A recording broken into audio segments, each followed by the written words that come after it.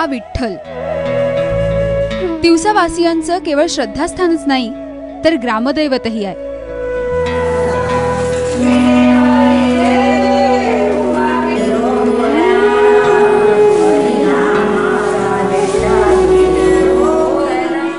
श्रीकृष्णाने रुक्मिणीचं हरण अमरावतीतून केल्याचं सांगितलं जातं.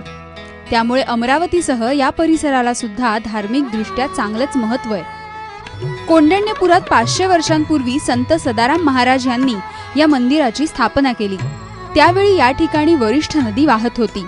ज्या भाविकांना पंढरपुरात जाऊन विठ्ठलाचं दर्शन घेता येत नाही अशा भाविकांना इथे दर्शन घेतल्यानंतर तेवढंच पुण्य मिळतं अशी भाविकांची श्रद्धा आहे. त्यामुळे विदर्भातूनच नव्हे तर राज्यभरातून भाविक दर्शनासाठी येतात.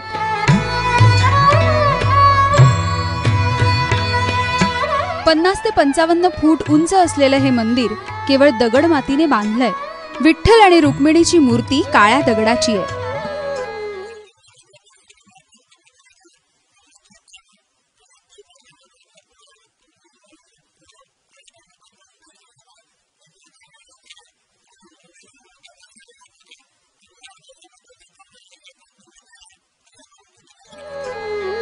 पंढरपूरला ज्याप्रमाणे चंद्रभागा नदी आहे त्याप्रमाणे इथे वर्धा नदी आहे.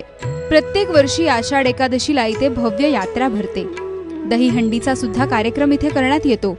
त्यामुळेच या ठिकाणी आल्यानंतर मन प्रसन्न होतं आणि पंढरपूरला जाऊन देवदर्शन केल्यासारखं वाटतं असं भाविक सांगतात.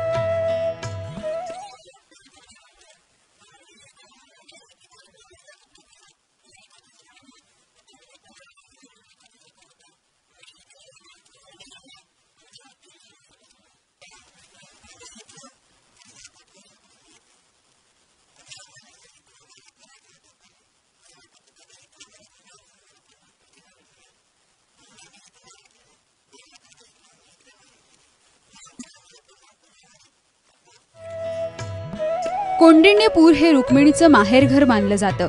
आपल्या आवडत्या दैवताचं दर्शन करायला इथे लाखो भाविक श्रद्धेनं भेट देतात.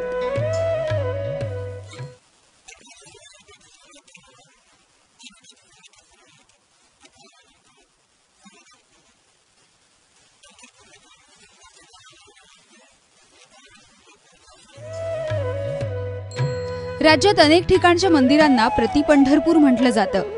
पण कौंडिण्यपूर हे विठ्ठल मंदिर खऱ्या अर्थानं भाविकांना आत्मानंद देत राहतं. शशांक चौरेसह ब्युरो रिपोर्ट, एबीपी माझा, अमरावती.